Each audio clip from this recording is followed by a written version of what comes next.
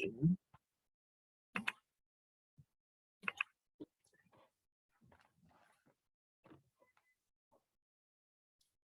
I welcome you back. Let us see if we can finish this. Right. So I introduced you to the empirical rule before we left. I remember empirical rule say that for data set that having a distribution that is approximately bell-shaped or symmetric. So you use empirical rule for if and only if the distribution is bell-shaped or normal. Let me add it here, or normal, or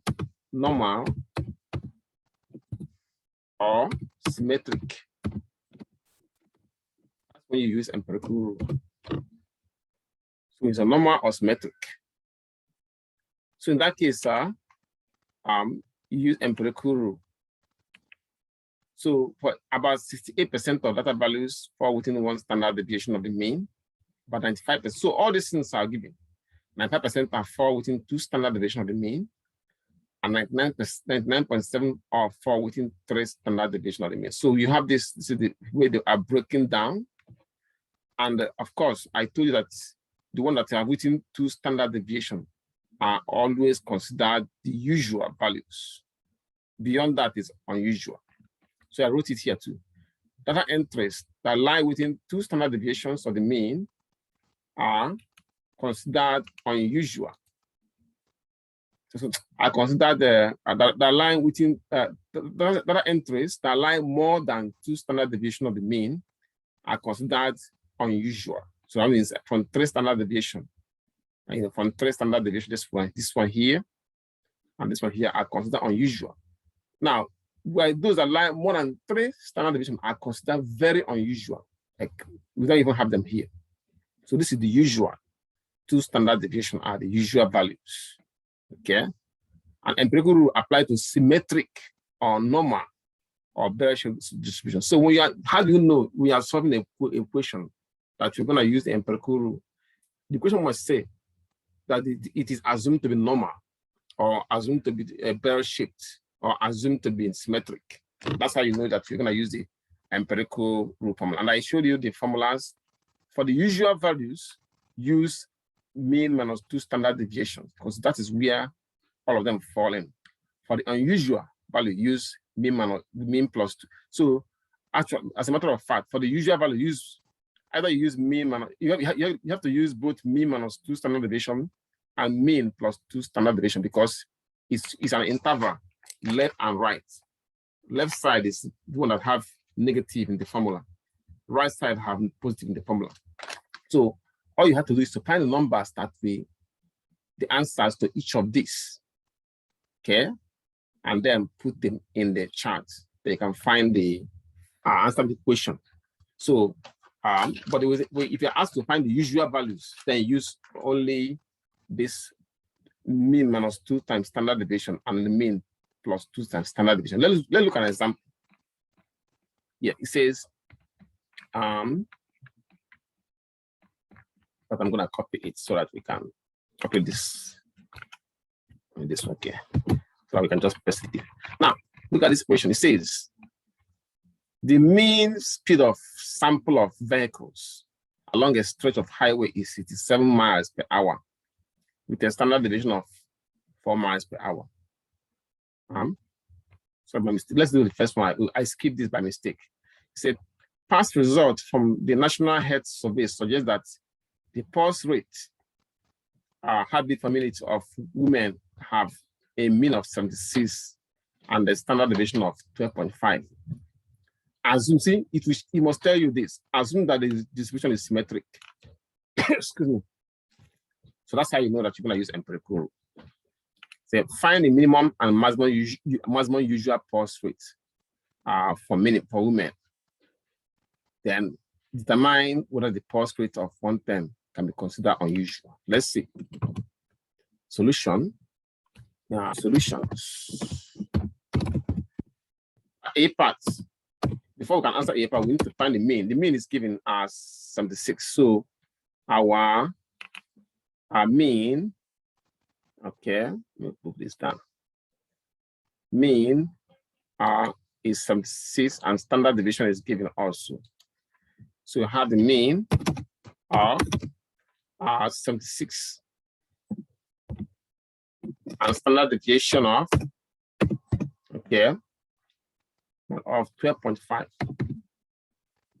So we need to get the maximum, minimum and maximum. Minimum,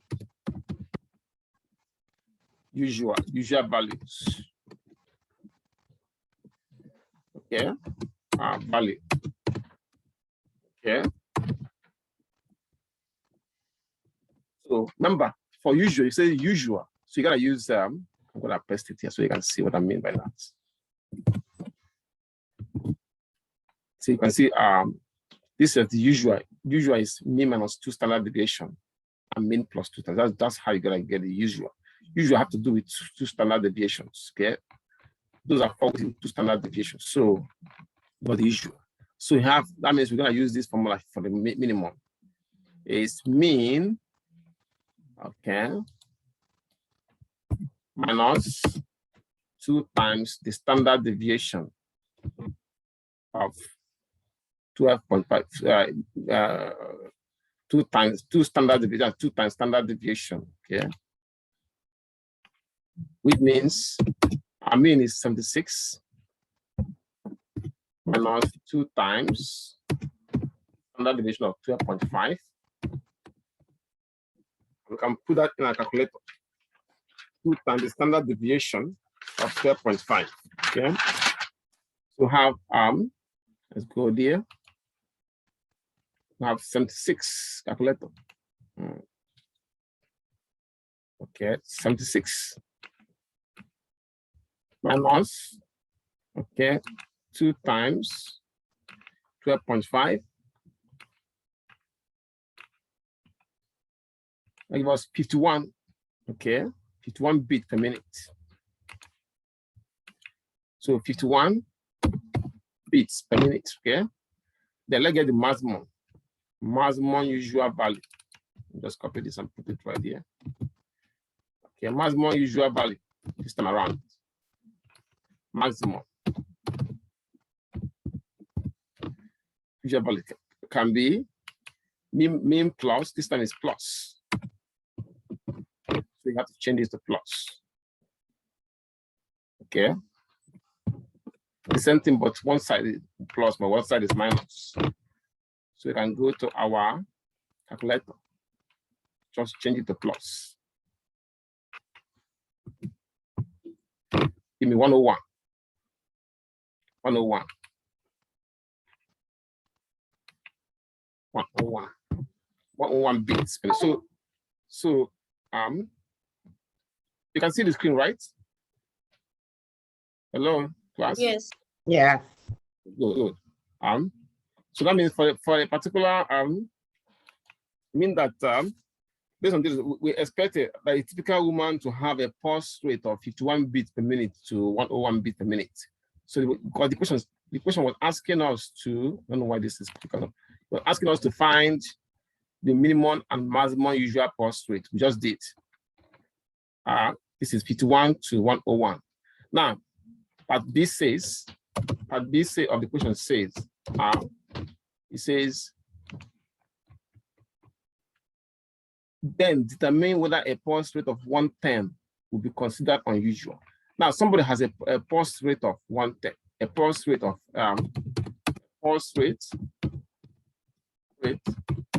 of 110 beats. So that can be unusual because it doesn't fall within the normal range. Is unusual because it did not fall within the usual rate of 51 to 101 beats a minute. Any question for this? Any question on this? I'm sure it's easy, right? Well, yeah. I don't understand the B parts. Which B parts? Yeah, the pulse. Yeah, somebody has a pulse rate of this is the usual maximum, this is minimum usual between 51 to 101. Now somebody have a pulse rate of 110. It doesn't fall within the interval. So these numbers that you computed, they're up in that chapter. Like if you go up, because you got the 76 and the 2 times 12.5, all of that is in there. We just have to know when to plus and minus, right? Yes. Yes. Okay.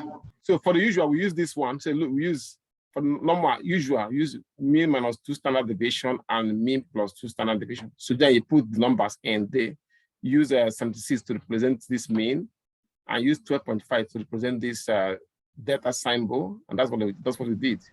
Okay, so the 76 came from where? Those being added together? No, the 76 comes from the equation. The question says. Okay, all right, that's what I was wondering. Okay, I got it. Thank you. Welcome. Then let's do another example, because I might ask you the question in a different way. This time I ask you to find a minimum and maximum. In that case, you use this ones. But if I ask you to find a percent, you're still going to use this one, but there's something you must do first. You must get the answers for all of this. Then you can now find a percent using this number n. So, like this one here, it says the speed of a sample of vehicles along a stretch of highway is 57 miles. Is it this part? Let me see. Let me take off this one, because we're not gonna do this. This one not for us. I'm gonna take it off. Okay, so you don't get confused. Oh, excuse me. Give me 1 minute. Okay, good. This is okay. 16. A pet store. I'm gonna remove this. Give me 1 minute. I'll take care of all this so that they won't be bothering us. I might just leave this. Okay. Now, it says it's the mean number of sample of vehicles on a stretch of a highway is 67 miles per hour. The mean speed, not the mean speed. A vehicle on a stretch of highway is 75. And then the standard deviation is 5 miles per hour. You say assume they are bell shaped. That means that automatically tells us that we're gonna use the empirical rule. Okay, I'll put this. Oh, my mistake. So you say estimate the percent of vehicles that have whose speed are between 3 miles, per hour and 71 miles per hour. Then suppose the number of vehicles in the sample is 75. Estimate the number of vehicles whose speed are between 73 and 71 miles per hour. Okay, first thing we do is we now realize that we're going to use empirical rule. Next thing is to draw the chart. We have the chart already, so I'm going to just copy it. This chart, this is how it is drawn. The numbers don't change, so you just, it's the same number we use. So we're going to put the chart here. So I'm going to move the questions down so that we have enough room. Okay, good.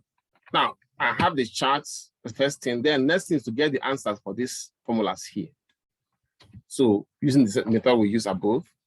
So this once we get the answers for those formulas, we can be able to answer part A and B and C. So let's do it first. The first answer here is mean. See, mu. And we are told that mean, for this example, that the mean, and then standard deviation is that the mean is on the question. The question says that the mean is 67 miles. Mean is 57. And standard deviation equals, it said that it is 4 miles. 4 miles. So we answer the first part. See, remember, first thing to get the answer to all these formulas. The first formula here is mu, and we say that we found that it is 67. So we're gonna put 67 right there. See? Now we're gonna find answer for this, and that. Then find answer for this. Professor, you wrote to 65. Yeah, that's this. Do you see this symbol here? Can you see the symbol? Yes. So that symbol represents mean. And that is the first answer. We got the answer for mean here, 65. So let's get the answer for this one. This one. 5 or 67. How do we come about this? Is that what you're asking? Sorry, 67. Yes, it's 67. My mistake. Sorry. Thank you for that. So and let's get the answer for all the negatives. Okay. The first negative is mu minus 1 standard deviation. That's 1 times standard deviation. 1 times standard deviation. That's what it means. So let's get all the negatives. See, that first one is mean minus 1 times standard deviation. So that means mean is 67 minus, these things keep coming up, minus 1 times standard deviation of 4. So we get it from the calculator. Mean minus 1 times standard deviation. Okay. We get equals mean of 67. Okay. We got 67. Oh, my mistake. 67. Okay, minus. Okay, 1 times standard deviation of 4. Okay, is 63, right? I'll give us 63. We get 63 right here. Now we repeat the same process for 2 standard deviation. Okay. The second one will be the mean minus 2 standard deviation mean. So we change this to 2. Okay, change this to 2 standard deviation. Okay. So the answer we'll get, we go to our calculator. Okay. Answer we get, when we change this to 2, is 59, right? 59. So we go and write 59 right here. Repeat the same process for 3 standard deviation. That is this one here. This one here. So change it to 3 standard deviation. Okay. 3 standard deviation. I'm gonna go to the calculator and put it in. Okay. Change this to 3 standard deviation, 55. So we get 55 for that. 55. So let's put the answers in for this one. Then we get the answer for this one. So for this one is for 1 standard deviation, we get 63.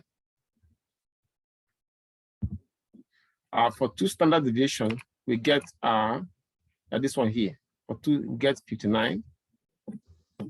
And for 3 standard deviation here, we get 55. So let us arrange it so that they will look good. For 2, and then for 3, got this. Then this is the first answer we got for the mean. Now we repeat this thing here. Get the answer for this one. So we're gonna repeat this for all of them, but we're gonna change this to plus. So for plus, the first plus, for 1 standard deviation, this time it is plus. So we're gonna change this to plus. Excuse me, plus. So this will be plus. See?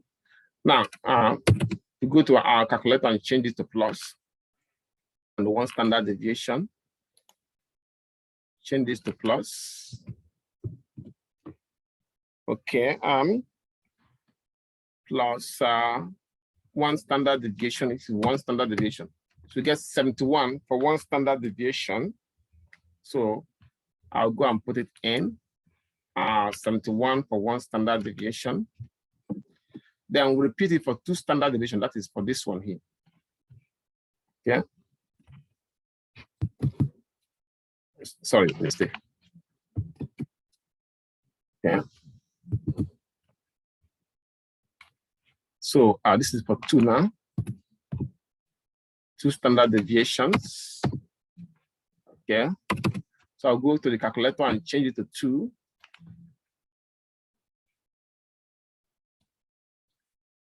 Two standard deviations is 75. So 75. So I'm going to type in 75. Okay. 75. And for 3 standard deviation, we change this to 3. Okay. And this to 3. And to our calculator, I'll go to a calculator and then put in for 3 standard deviations. 79. Okay. 79. And go there and put 79. Take you back to our book. So you have 79 right here. See? So now I'm gonna go here and put those answers in. For this one standard deviation here, we got it as 71. And for 2 standard deviation, which is this one,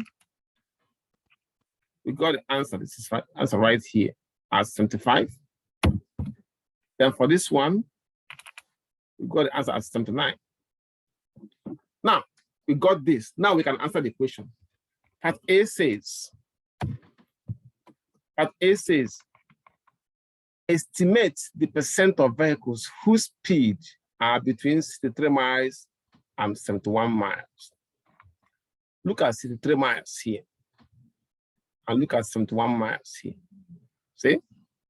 So you draw the line. 63 to 71 miles. This is 63 right here to 71, right? Am I right? Hello? Yes. So that percent, so the percent of vehicles whose speed are between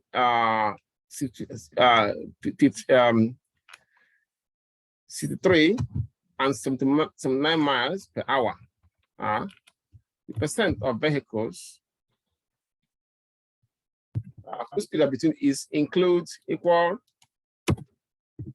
Now look at this here. For 63 to 77 is 34%. And from here to here is 34. So it's 34% plus 34% plus 34% equals 68%. Gary? Any question? Any question? No. So let's answer part B then. Part B says, suppose the number of vehicles in the sample is 75. Estimate the number of vehicles whose speed are between 63 miles per hour and 75 miles. So now suppose I ask you to find the percent of vehicles whose speed are bigger than exceeds 75 miles an hour. In that case, you're gonna go from here. You say exceed, that means from here all the way up. So you're gonna add this. And the answer will be only 3.5. If I say exceed 71 miles, that means 10.5 plus 2.35. I'll give you the answer right away. See what I mean? So once you get these numbers in, get the answer for these formulas, you're almost done. Part B says, suppose the number of vehicles are, in the sample are 75. Estimate the number of vehicles whose speed are between 63 miles and 71 miles. In that case, we have our percent, 63 miles and 71. We have it already calculated as 68%. So that the number of vehicles now become B. The number of vehicles B will be equals, since our N. Okay. He said that if there are 75 vehicles in the sample. So that means N is 75. Put N equals 75. So estimate the percent, estimate the number of vehicles. Since you already have you have the percent, estimate the number of vehicles whose speed is between 63 miles and 71 miles. We have them the percentage already as 68%. So it's gonna be 68%. That means 0.68 times 75. That will give you the answer. 75 times 0.68. Okay. 75 times 0.68. 51 vehicles. 51 vehicles. We'll be that fall within that range. 51 vehicles, okay. 51 vehicles. So that's basically what it is. The other one is the same thing. It's 25 vehicles. You multiply by 61, you know. Now, suppose that AC, as if in a sample of 25 vehicles, about how many vehicles we expect to have speed of between, let's say 60, speed that exceed, let me say speed that exceeds, let me change it to exceed, have speed that speed exceeding, speed exceeding, I'll say exceeding 71 miles per hour. Let's try this one. Let's say exceeding 71 miles per hour. For example, in that case, you have to find the percentage first. So C part percent exceeding 71 miles per hour will be, now look at 71 miles per hour right here. So here, how many is it exceeding it from here? So it's from those that exceed 71 miles per hour will be from this side, from here to the end. So 71, so you got to be 13%, 13.5 plus 2.35. 13.5% plus 2.35%. 2.35%, which will give us 13%. Okay. Okay, 13%, 13.5% plus 2.35, about 15.85%. 15.85%. 15.85%. So that the percent of vehicles, sorry, the number of vehicles. So the number of vehicles in a sample of 25, I mean, if N is 25, okay, then number of vehicles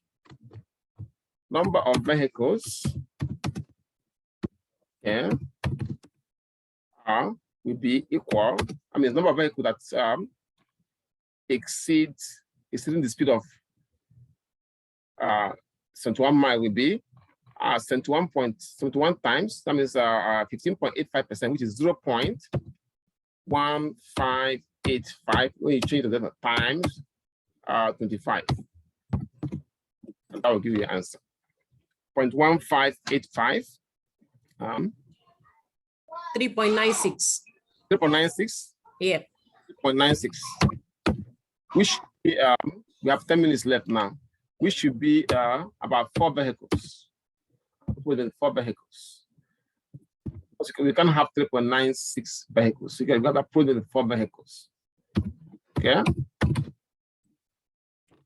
So that is empirical for you. This is the kind of question you expect from empirical. Any question on this? We have 9 minutes left. Any question on this? So we are good. So now Chevys. I don't think we need it. We're not going to need this for Chevys. We just want question on Chevys. In Chevys theorem, I need this. Chevys theorem goes this way. It goes this: the position of any data set within the K standard deviation of the mean is at least 1 minus 1 over K squared times 100%. So now remember I said that empirical rule, we use it for only distribution that are symmetric. Now Chebyshev is a Russian mathematician, developed this theory. We can use this for any type of distribution, whether it is symmetric or not. Yeah. So long as our K is bigger than 1. Now K is simply means number of standard deviations, for Chebyshev. So in general, we use the following formula. The same formula we used here when getting the values. Mean plus or minus S. This S can be represented by K. You can use K there for X for the population. So let's see if we can get it done before. It says for Chebyshev, have the average check on a restaurant is $36 for 2 cents with a standard deviation of $8.15.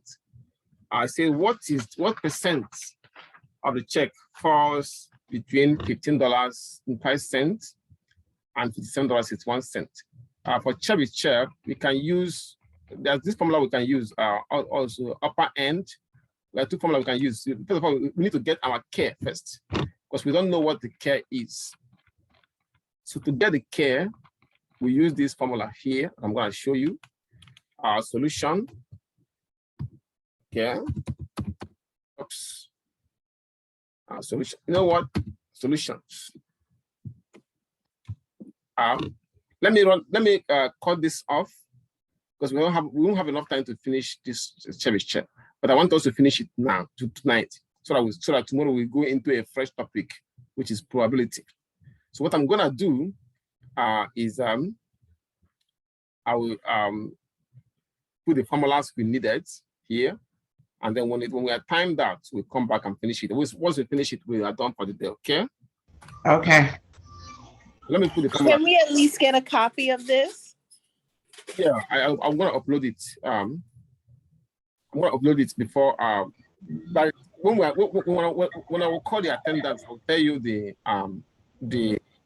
file name that I will use to upload it. Okay. Okay, but you're gonna show us the formula, right? How to put it in order. Yeah.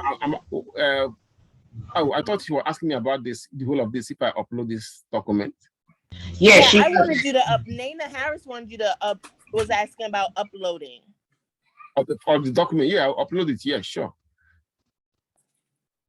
So it will be on the file. So before I call the attendance, I will tell you the name. Now, somebody's asked about formula. So the formula is for Chebyshev, we're gonna use this to first of all, so sometimes they will give you the K, but the type of question that we expect is this type here. In that case, you don't know the K, so you get the K first. So let me the formula for finding the K will be upper end, or you can use upper end or you can use lower end. So upper end, then you subtract the so let me put it this way. Upper end as K. I will take you to where we can get the formula. Yeah. So upper end. So K you can be equals the upper end. I'm gonna put this right here.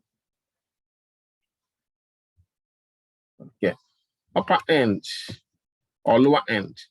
So upper end minus mean.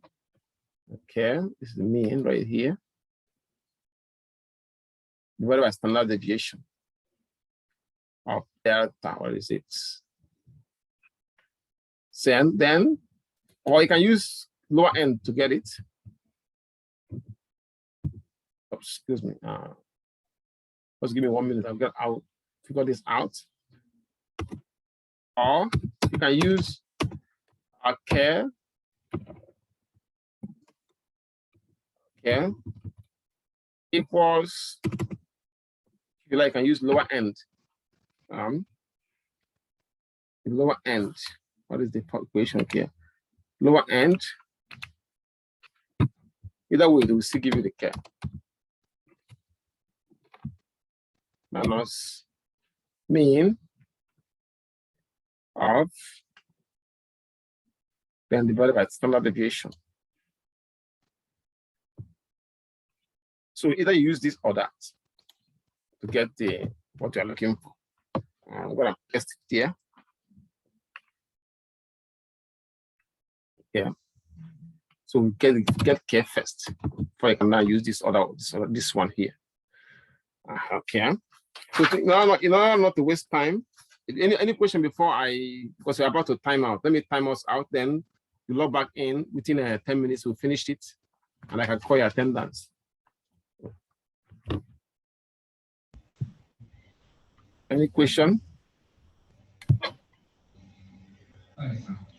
No, just how we gonna figure out these numbers, the low and the upper, but you said Oh yeah.